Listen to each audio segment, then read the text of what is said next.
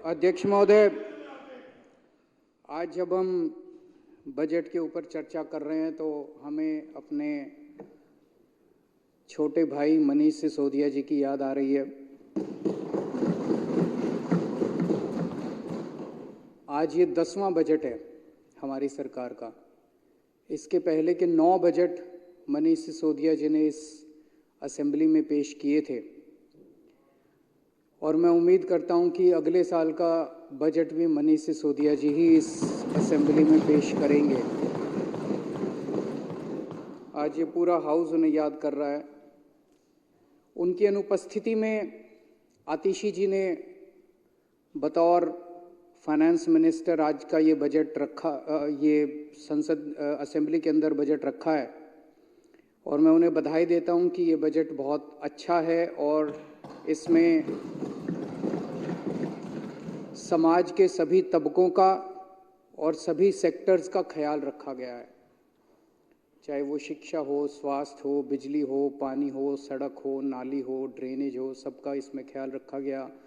चाहे वो अमीर हो, गरीब हो, इस जाति का हो, उस जाति का हो, युवा हो, बुजुर्ग हो, हर एक का इस बजट के अंदर ख्याल रखा गया है। तो मैं आतिशी जी को भी ये बजट प्रस्तुत करने के लिए बहुत बहुत बधाई देता हूँ।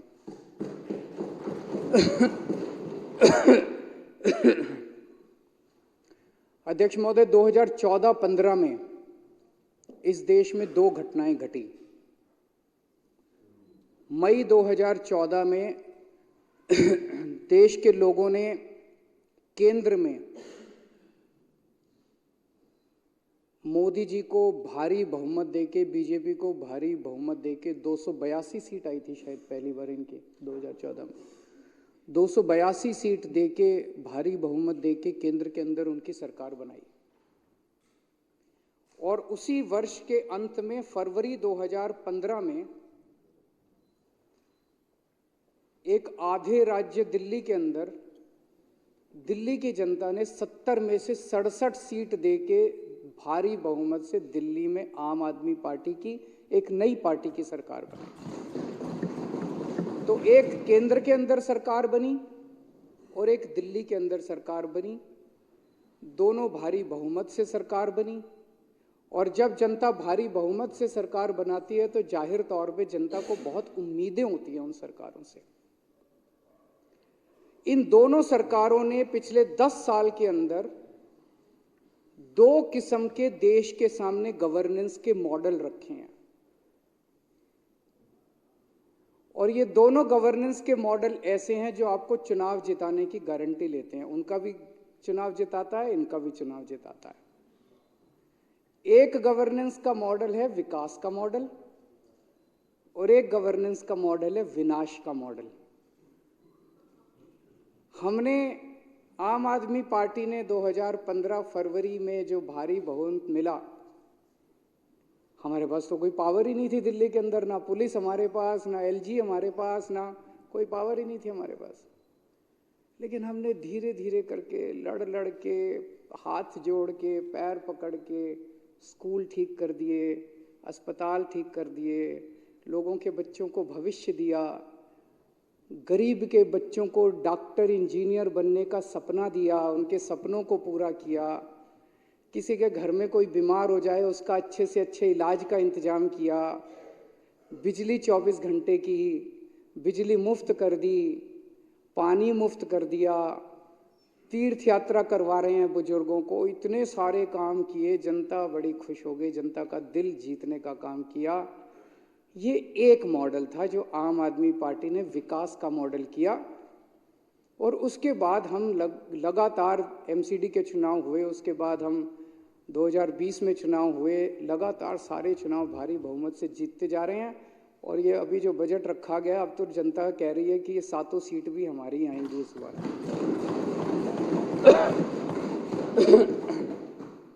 ये था विकास का मॉडल।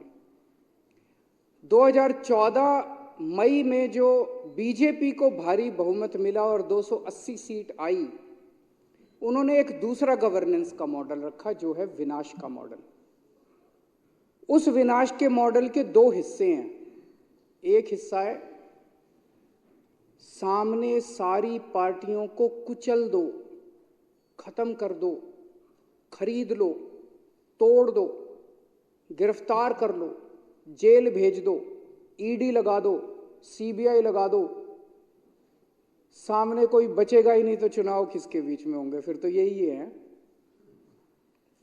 ये दूसरा मॉडल है जिसके अंदर आप विपक्ष को एक एक करके खत्म करते जाते हो, सरकारें गिरा देते हो, एमएलए तोड़ लेते हो, गिरफ्तार कर लेते हो, धमकी देते हो। और इनके विनाश मॉडल का दूसरा हिस्सा है कि पूरे देश में कहीं कोई विपक्ष की सरकार अच्छा काम कर रही हो, उनके कामों को रोको, खुद अच्छा काम नहीं करो, उनको अच्छा काम करने से रोको।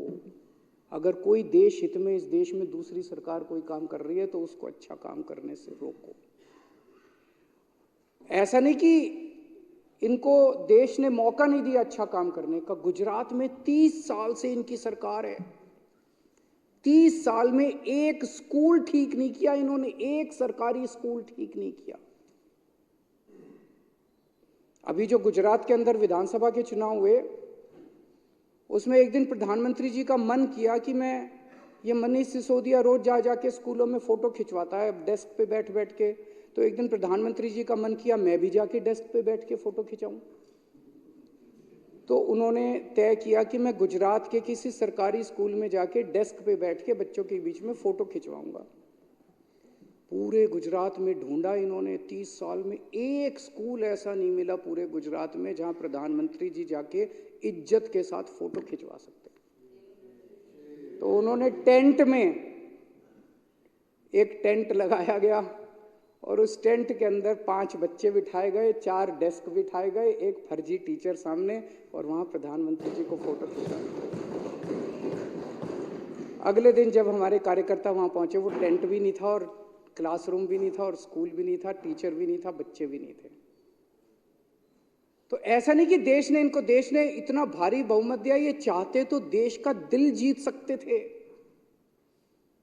अगर ये कुछ काम कर लेते तो आज इनको ईडी की जरूरत नहीं पड़ती, सीबीआई की जरूरत नहीं पड़ती, पुलिस की जरूरत नहीं पड़ती, इनकम टैक्स की जरूरत नहीं पड़ती। जनता वैसे ही कहती है यार इनको, जैसे दिल्ली में कहती है। दिल्ली में तो हमारे पास पावर ही नहीं है, हमने कौन सी ईडी फीडी छोड़ रखी है इनके पीछे। खूब फल फूल रहे हैं ये लोग भी, सारा विपक्ष फल फूल रहा है, लेकिन दिल्ली की जनता के दिल में तो हम लोग हैं ना। इन्होंने ईडी का और पैसे, आज इनके पास पैसे की कोई कमी नहीं है, पता नहीं कितना पैसा कमा रखा है। अब जब सुप्रीम कोर्ट ने कहा इलेक्टोरल बॉन्ड किस किस ने, तो बता ही नहीं रहे किस किस कितने बॉन्ड किसको किस पार्टी ने दिए। और ये तो 1 नंबर का पैसा जो इलेक्टोरल बॉन्ड से, 2 नंबर का पता नहीं कितना पैसा का। एक एक एमएलए 25 करोड़ 50 करोड़ 100 करोड़ में एमएलए खरीद रहे हैं पूरे देश के अंदर जाके। इन्होंने उत्तराखंड की सरकार गिरा दी। उत्तराखंड में लोगों ने कांग्रेस की सरकार बनाई, हरीश रावत की सरकार बनाई, एमएलए खरीद के, एमएलए तोड़ के इन्होंने उत्तराखंड की सरकार गिरा दी। इन्होंने कर्नाटक की सरकार गिरा दी, इन्होंने मध्य प्रदेश की सरकार गिरा दी, इन्होंने गोवा की सरकार गिरा दी, इन्होंने अरुणाचल प्रदेश की सरकार गिरा दी, अब हिमाचल प्रदेश की सरकार गिराने जा रहे हैं थोड़े दिन के अंदर। और फिर कहते हैं हम जीतते हैं। ये जीतते थोड़ी हैं, सरकार गिराते हैं, ये जीतना थोड़ी है। ऐसे बनाओगे सरकारें तुम। इन्होंने एक एक करके पार्टियां तोड़ दी। महाराष्ट्र के अंदर लोगों ने महाविकास आघाड़ी की सरकार बनाई, एमवीए की सरकार बनाई, शिवसेना, एनसीपी और कांग्रेस की सरकार बनाई। अच्छी सरकार चल रही थी, अच्छा काम कर रहे थे वो लोग। ईडी का इस्तेमाल करके, सीबीआई का इस्तेमाल के शिवसेना के 2 टुकड़े कर दिए, सारे एमएलए इन्होंने तोड़ दिए। ईडी का इस्तेमाल करके, सीबीआई का इस्तेमाल करके इन्होंने एनसीपी के एमएलए तोड़ दिए, वहां की सरकार गिरा दी इन लोगों ने। इनका फॉर्मूला है कि सामने विपक्ष को रखो ही मत, कोई विपक्ष में ही नहीं रहेगा तो फिर चुनाव किस बात के होंगे, फिर तो इन्हीं को वोट पड़ेंगे। सबको जेल में डाल दो, कोई सामने ही नहीं रहेगा। कहते हैं मोदी नहीं तो कौन। क्यों कहते हैं सबको तो जेल में डाल दिया तो मोदी नहीं तो कौन, कोई बचा ही नहीं, सारे जेल में डाल दिए तो मोदी नहीं तो कौन, मोदी नहीं तो सारे जेल में। तो ये इनका बड़ा सही फॉर्मूला है। अब ये एक और उस पे आए हैं, ये कह रहे हैं हम तो 370 जीत रहे हैं, 370 जीत रहे हैं, ये नया अब है, अगले 5 साल में ये चलेगा, ये कहने की कोशिश कर रहे हैं।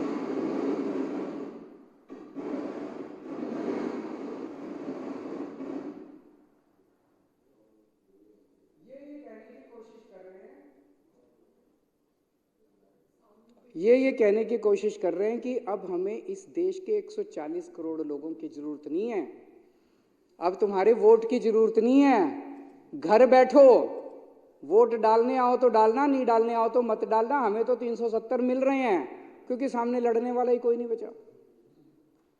थोड़े दिन के अंदर सारा विपक्ष, हिटलर ने भी यही किया था, जब हिटलर आया था, हिटलर ने 3 महीने में कर दिया, इन्होंने 10 साल लगा दिए। तो अब इनका यह कहना है कि हमें किसी की जरूरत नहीं है, तो ये जनतंत्र खत्म कर रहे हैं। अध्यक्ष महोदय, ये देश के साथ गद्दारी है, ये देशद्रोह है। अगर इस देश के अंदर जनतंत्र खत्म कर दिया जाए, मैं मन में सोच रहा था, आज अगर श्री राम होते, अगर श्री रामचंद्र जी आज इस युग के अंदर होते, तो ईडी और सीबीआई को उनके घर भी भेज देते और यहां बंदूक रख के पूछते, बेटा बीजेपी में आ रहा है कि जेल जाएगा।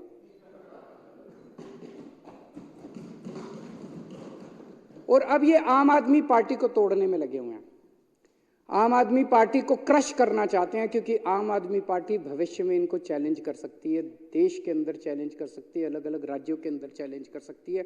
सबसे तेजी से बढ़ने वाली पार्टी है और इनके काबू नहीं आ रहे आम आदमी पार्टी वाले। इन्होंने मनीष सिसोदिया जी को जेल में डाल दिया, इन्होंने सत्येंद्र जैन जी को जेल में डाल दिया, इन्होंने संजय सिंह को जेल में डाल दिया, अब ये मुझे जेल में डालने की तैयारी कर रहे हैं। पूरा चारों केजरीवाल को जेल में डालेंगे, केजरीवाल पूरी प्लानिंग कर रखी है। मैं बीजेपी वाले से बात कर रहा था, बीजेपी में कई दोस्त हैं, अच्छे लोग भी हैं बीजेपी में, सारे खराब नहीं हैं। तो बीजेपी वाले से बात कर रहा था, वो बोली जी पूरी प्लानिंग है, आपको जेल में डालेंगे, आपकी सरकार गिराएंगे, सरकार गिराने के बाद सबसे पहला काम करेंगे, ये जो बिजली फ्री कर रखी है ना, इसको बंद करेंगे दिल्ली के अंदर। मैंने कहा क्यों, ऐसा क्यों करोगे? बोले पूरे देश में तकलीफ हो रही है, किसी भी बीजेपी के राज्य में बिजली मुफ्त नहीं है, आपने दिल्ली में कर दी या पंजाब में कर दी, जहां जाओगे आप बिजली मुफ्त का दावा करते हो, हम तो नहीं कर सकते, हम तो पैसे खाते हैं, इतना बजट कहां से आएगा भाई? पैसे भी खा ले और बिजली भी मुफ्त कर दे, दोनों तो नहीं हो सकते। तो बिजली मुफ्त को सबसे पहले बिजली मुफ्त खत्म करेंगे, फिर ये तुम्हारे स्कूल खराब करेंगे। ये जो तुमने स्कूल बना, बोला हमसे तो होते नहीं है, दूसरे बीजेपी ना गुजरात में कर सके, ना मध्य प्रदेश में कर सके, ना राजस्थान में, हमसे तो होते नहीं है। फिर स्कूल खराब करेंगे, फिर मोहल्ला क्लिनिक बंद करेंगे और फिर अस्पताल बंद करेंगे। पूरी प्लानिंग कर रखी है बीजेपी वालों ने। केजरीवाल को गिरफ्तार करेंगे और उसके बाद दिल्ली को बर्बाद करेंगे। मेरे को इतने नोटिस भेज दिए, इतने नोटिस भेज, सारी एजेंसी, जैसे देश का सबसे बड़ा आतंकवादी केजरीवाल है। मैं मन में सोचता हूं यार, 2-4 आतंकवादियों को भी नोटिस भेज लो, सारे नोटिस, 8 सम्मन आ गए मेरे पास, ईडी के 8 सम्मन, अब बता रहे 9वां भी आने वाला रास्ते में है। तो मैं इनको कहना चाहता हूं, तुम जितने सम्मन भेजोगे मैं उतने स्कूल बनवाऊंगा।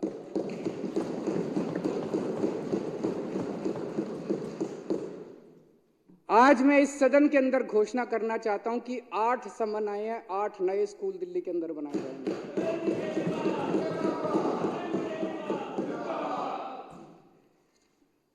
और अध्यक्ष महोदय, एक बीजेपी वाले ने बड़ा सही बोला है, केजरीवाल से नफरत करनी है तो संभल के करना है दोस्त, केजरीवाल से नफरत करनी है तो संभल के करना है दोस्त। अगर उसके स्कूल और अस्पताल देख लिए तो मोहब्बत हो जाएगी केजरीवाल से।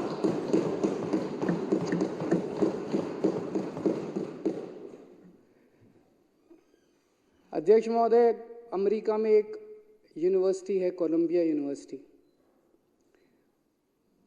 दुनिया की सबसे अच्छी यूनिवर्सिटीज में से एक है। कोलंबिया यूनिवर्सिटी में अगर आप जाएं तो कोलंबिया यूनिवर्सिटी के एंट्रेंस के ऊपर आपको एक बहुत बड़ा बुत, एक महापुरुष का मिलता है। पूरी दुनिया के अंदर कोलंबिया यूनिवर्सिटी को एक ही महापुरुष मिला, कौन है? बाबा साहब अम्बेडकर का बुत।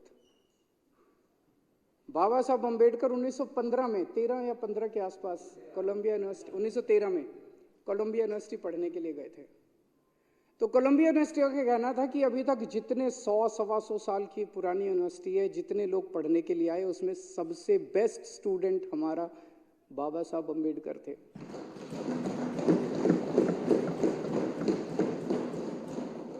ये दिखाता है कि इंटेलिजेंस जो है वो पैसे की मोहताज नहीं है। बाबा साहब अम्बेडकर बहुत गरीब थे, पैसे की मोहताज नहीं है इंटेलिजेंस। ये दिखाता है कि इंटेलिजेंस जो है वो किसी जाति का मोनोपोली नहीं है, किसी भी जाति के अंदर इंटेलिजेंट लोग हो सकते हैं। तो हमें गर्व है बाबा साहब अम्बेडकर के ऊपर, जिनका बुत आज कोई बता रहा था लंदन स्कूल ऑफ एक्सचेंज के बाहर भी शायद उन्होंने लगाया, वहां भी लगाया उन्होंने बुत उनका। बाबा साहब अम्बेडकर का सपना था कि इस देश के हर बच्चे को, चाहे वो गरीब हो चाहे अमीर हो, चाहे वो इस जात का हो चाहे उस जात का हो, हर एक को अच्छी शिक्षा मिलनी चाहिए। आज उनका ये सपना, मुझे बेहद खुशी है। हमारे आइडल हैं बाबा साहब अम्बेडकर, उनकी फ़ोटो हम अपने घरों में भी लगाते हैं, ऑफिसों में भी लगाते हैं। आज उनका सपना हम पूरा करने की कोशिश कर रहे हैं और बाबा साहब अम्बेडकर और भगवान हमें आशीर्वाद दे कि उनका सपना हम पूरा करें। लेकिन जो काम भी आज हम दिल्ली के अंदर करने की कोशिश करते हैं,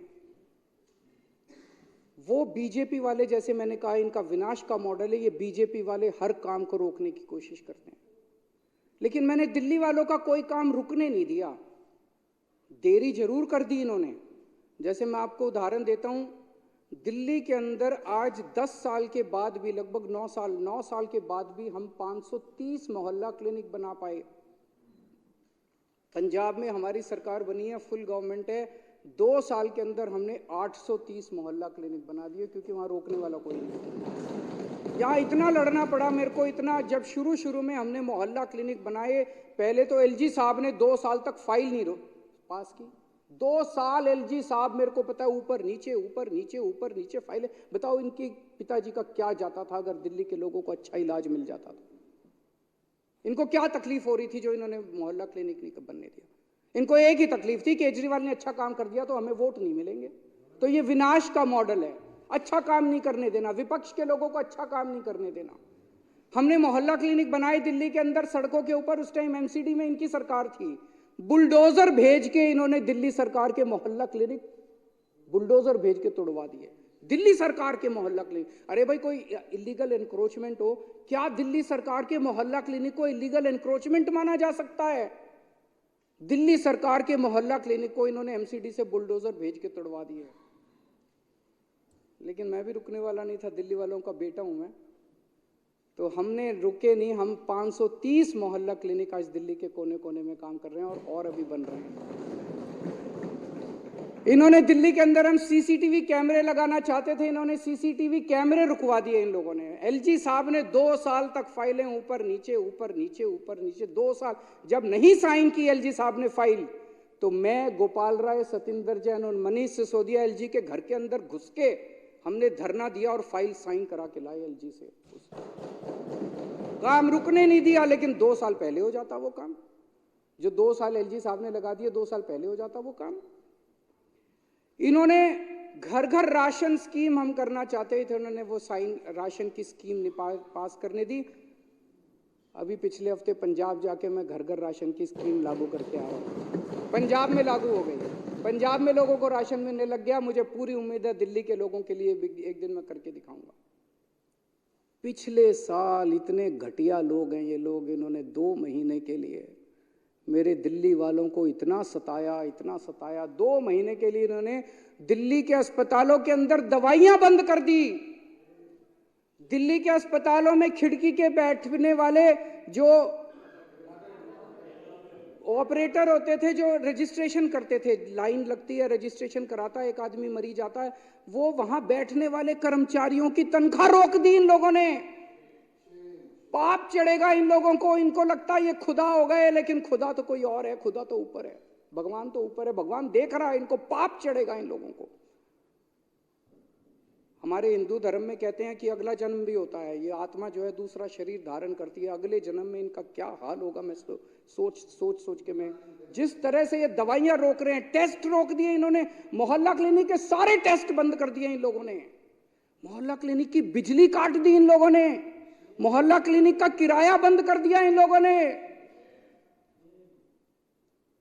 2-3 महीने तो मेरे दिल्ली वालों को तकलीफ हुई, लेकिन मैं भी नहीं रुका, मैंने सारा दोबारा चालू करा दिया, दिल्ली वालों का सारा दोबारा चालू करा दिया। अध्यक्ष महोदय, गौतम बुद्ध के जीवन से एक कहानी सुनते हैं। सिद्धार्थ गौतम उनका नाम होता था। जब छोटे बच्चे थे, एक दिन सिद्धार्थ गौतम, वो एक राजा के बेटे थे। सिद्धार्थ गौतम एक दिन जब बगीचे में घूम रहे थे, अचानक उनके सामने एक हंस आके गिरा। उसके हंस को तीर लगा हुआ था, किसी ने तीर मारा हुआ था, वो तीर लगा और वो पक्षी जो है वो सामने आके उनके गिरा। सिद्धार्थ गौतम ने जाके उस पक्षी को उठाया, तीर निकाला, मरहम पट्टी की और उसकी जान बचाई। इतने में सिद्धार्थ गौतम का चचेरा भाई देवदत्त सामने से दौड़ा दौड़ा आया और देवदत्त आके सिद्धार्थ गौतम को बोलता है कि ये पक्षी मेरा है, इसको तीर चला के मैंने गिराया है, ये पक्षी मुझे दो। सिद्धार्थ गौतम कहता है ये पक्षी मेरा है क्योंकि इसकी जान मैंने बचाई है। तो वो कह रहा है कि ये पक्षी मेरा है, इसको मैंने मारा है।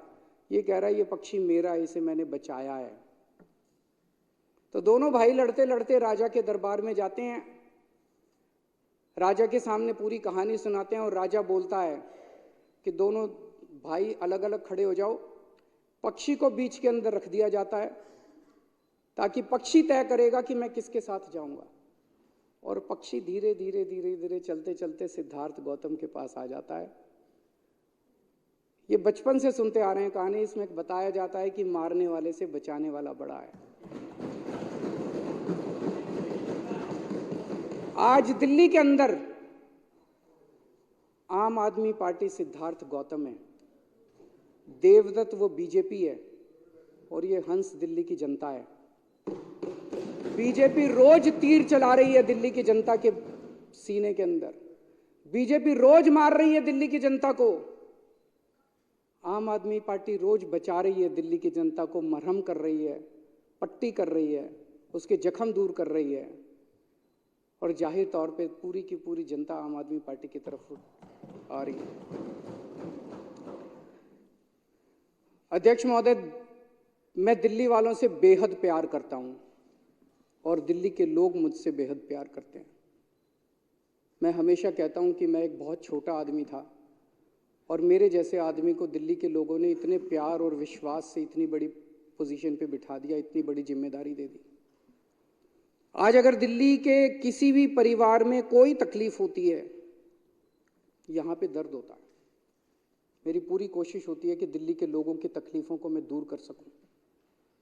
मुझे नहीं पता ये रिश्ता क्या कहलाता है, मेरे और दिल्ली के लोगों के बीच का ये रिश्ता क्या कहलाता है। कुछ लोग कहते हैं पुराने जन्मों का कुछ है, मेरे और दिल्ली के बीच के रिश्ता जो है ये कुछ ना कुछ तो पुराने जन्मों का कुछ है, जो आज इस जन्म के अंदर मेरे को अचानक इतना बड़ा पद दिल्ली के लोगों ने इतना विश्वास और इतना प्यार दे दिया।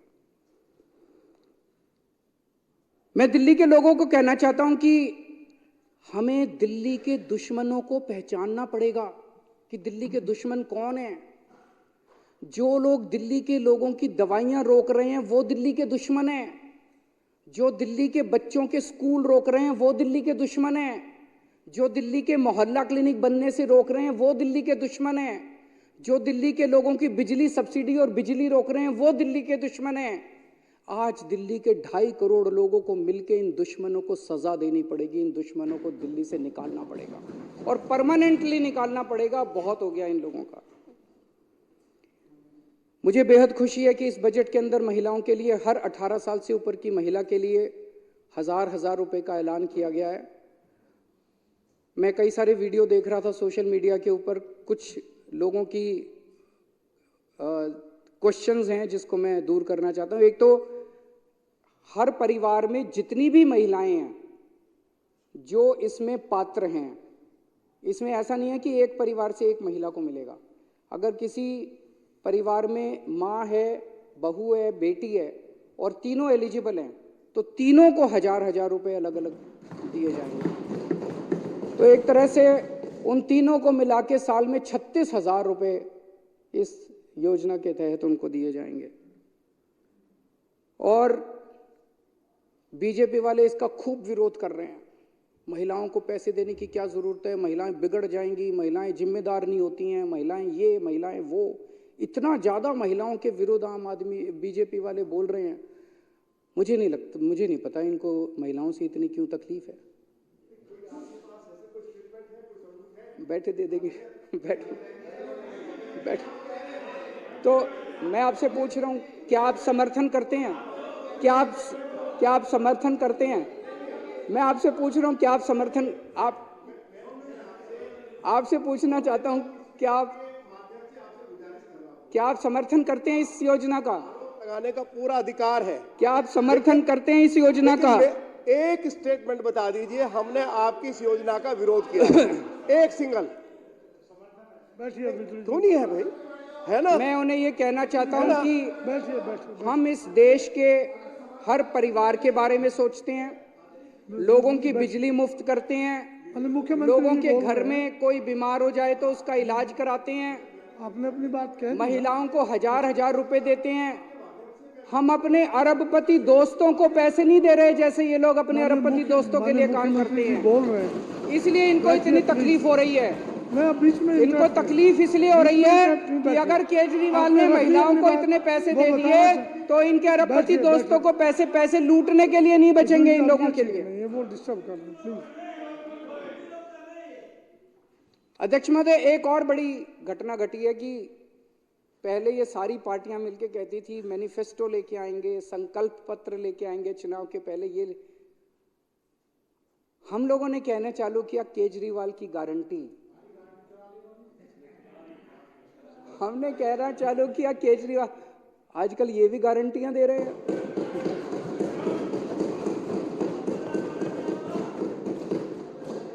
तो मैं कहना चाहता हूं, जब बजने लगी खतरी की घंटियां तो मोदी जी को याद आई केजरीवाल की गारंटियां।